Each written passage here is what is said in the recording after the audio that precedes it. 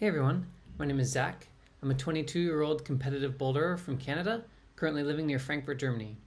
Welcome back to the COMPCLIMB training series, where I record all of my training, provide in-depth analysis of every session, and just chat about climbing with an emphasis on competition.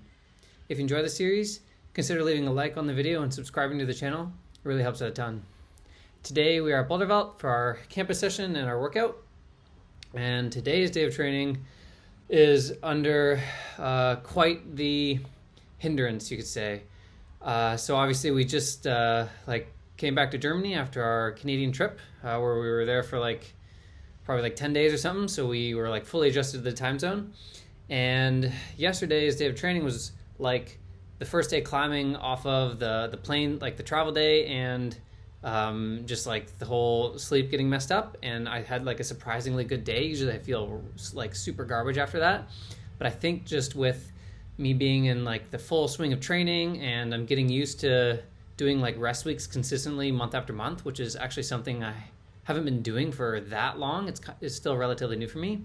My body's just getting used to it, and I think that's why I was able to recover quickly from the rest week and feel fine yesterday. But the jet lag, I think, is starting to catch up to me now.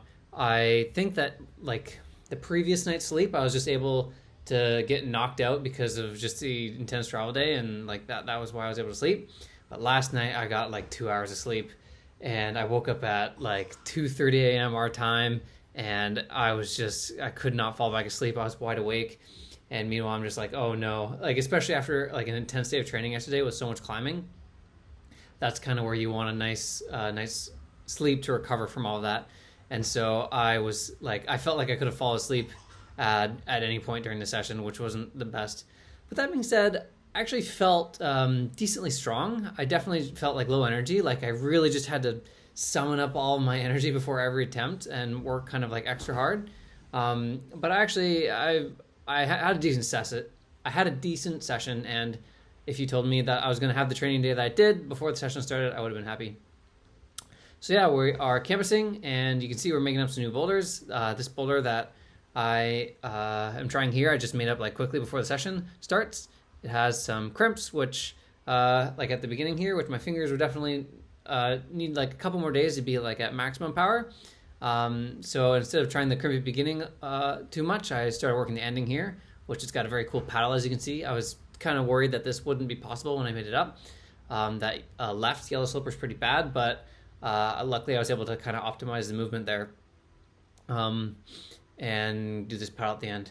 And that actually reminds me of today's tip of the day.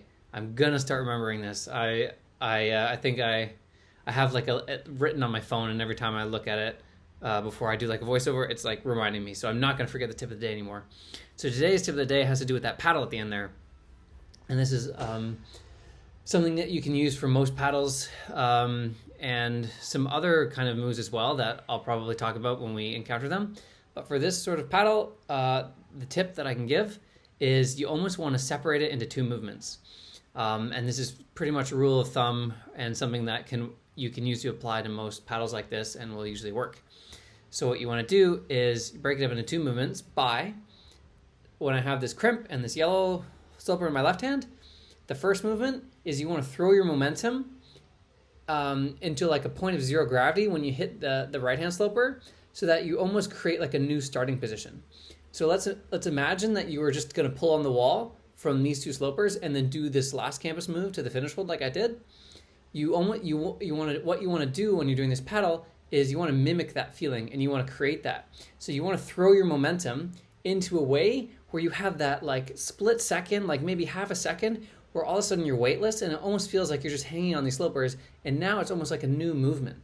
And this is how you have to think of a paddle, and kind of a classic mindset, or just kind of a beginner mindset when it comes to paddles, is to kind of just, okay, I need to just pull my way through it really hard, and I just need to hit this yellow sloper and pull immediately right after. But the real game changer when you start making progress with your paddles is when you realize how breaking up the different movements into two or even sometimes three separate moves actually helps you carry your momentum a lot better. And so yeah, that sort of position, I created that moment of zero gravity, where it was a split second and I almost felt weightless, and then all of a sudden I can start the new move and redirect my momentum. And it took me a few tries to stick that. but I ended up sticking it. It was a really cool move. Hopefully we'll come back to that boulder when we're having a stronger feeling session, and I think I'll be able to send it. That cross move in the middle to that crimp was really hard. Like the pink crimp's kind of slopey, it's not super good. And so this boulder here that we're trying is the only other campus boulder that I ended up trying in the session, since it was just, we just do 45 minutes for our campus sessions. They usually go by pretty fast, and we only have time for like 2 or like 3 boulders usually. That's kind of how our campus sessions work. And this boulder here, if you remember, I mentioned this in like a couple previous, oh, I had to look at that, desperation. These holds were super hard to hold together. I really like this boulder. It was like super floaty. Like I love that kind of style where it's just bad hold. It's like almost like a bouncy kind of strength that's required. And so I had a lot of fun trying this boulder. But yeah, like I mentioned a few spray wall sessions ago, I noticed like kind of another weakness of mine.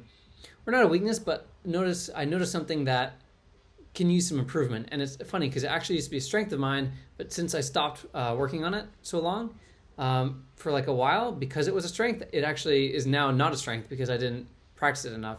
And that's just like sort of like big, wide movements. And it sounds kind of like odd, like I'm a pretty powerful climber, and so I thought I'm kind of under the impression that this should sort of be in my wheelhouse, like big, powerful moves where it's just lots of pulling. But I've actually been feeling weak in like this kind of splayed out position recently. And you can see here, I'm not able to stick this first move on this boulder. Like it's pretty big, but I was kind of like, I was getting frustrated. I was like, why can't I just stick this move? It's like, this feels like my style. And so I made this boulder up purposefully today to kind of work on this style, because I've noticed this kind of feeling of weakness in some recent spiral boulders that we're doing. I think it was that Element that I noticed this weakness and pointed it out, like on a spiral boulder where I made some big moves, and all of a sudden I was like, why can't I do these moves? It kind of feels weird.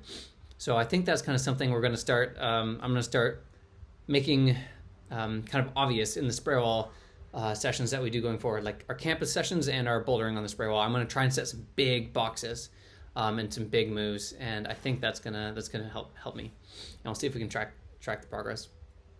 And so we usually like split up our campus session and our workouts, and like I said, I've been pretty good at following the rules, like my rules, which is that sometimes I just really want to get the training day over with, and I convince myself that I feel fresh enough to just do hangboard right away.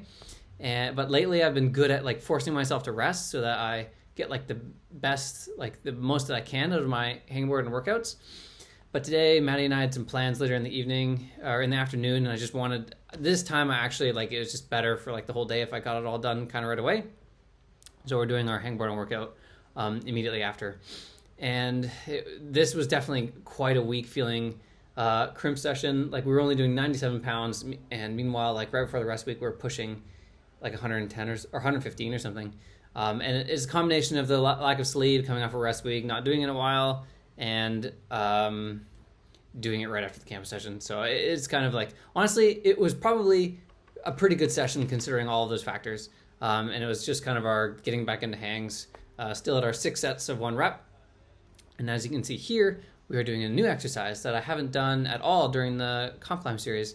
I've trained sloper hangs in the past, but I haven't done it in a while. And it's funny, actually, it's a fun story. So at the Jackalope event, Charlie Barron was second, and I was chatting to him a lot during the event. And there were like a few boulders that stood out where he was really excelling on. And it was like these sort of slopey boulders, like kind of like friction dependent grip positions that he was like really doing a lot better than everybody else. And there was one boulder in particular in finals. It was the third boulder where I did like that campus paddle to the crimp and had that like crazy helicopter spin or whatever. He just matched the hold. He just hung off the start hold, matched it, and then campused up to the crimp, like statically. And I didn't even consider that. I didn't think that would be possible at all. And he made it look really easy. I saw a video of him do it. And he said to me after the round, he's told me how he has been like inspired to train this sort of grip position recently.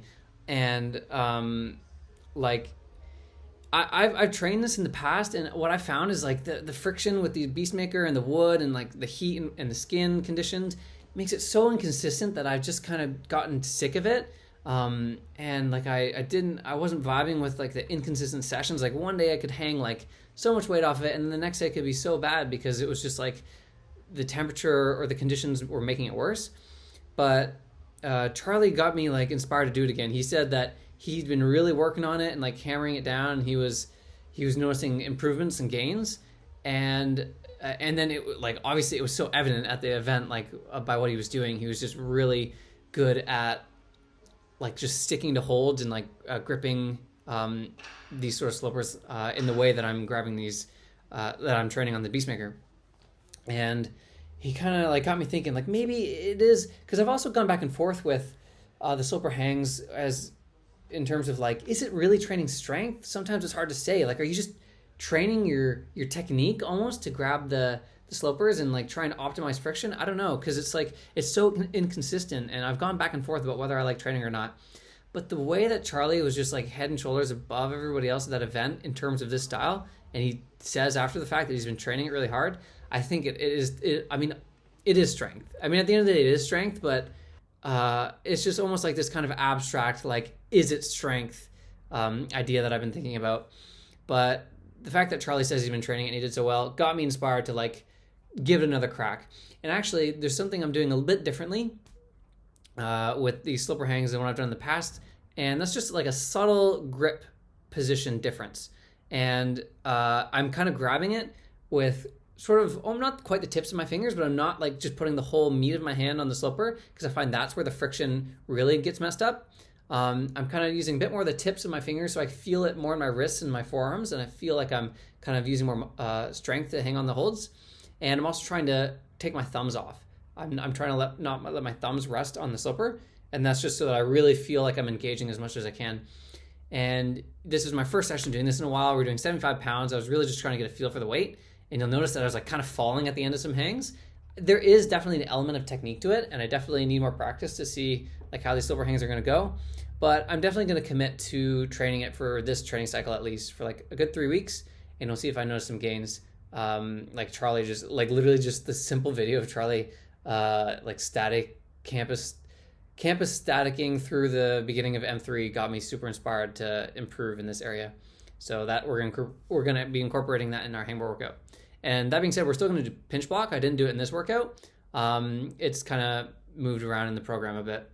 And as if you were paying attention to the program in the video, we were supposed to do military press today, but they don't have any equipment that I can do with that Boulderwelt. So I would have to do it at home, and then I got home and I was kind of being lazy and I just skipped it for no good reason. So that's like shame on me. I just want rest day now. So I'm not doing that again. We'll do our military press going forward. So yeah, tomorrow's rest day, and then it's back to, I think it's a spray wall session. So we're coming back to Boulderwelt for a spray wall session. Tune in.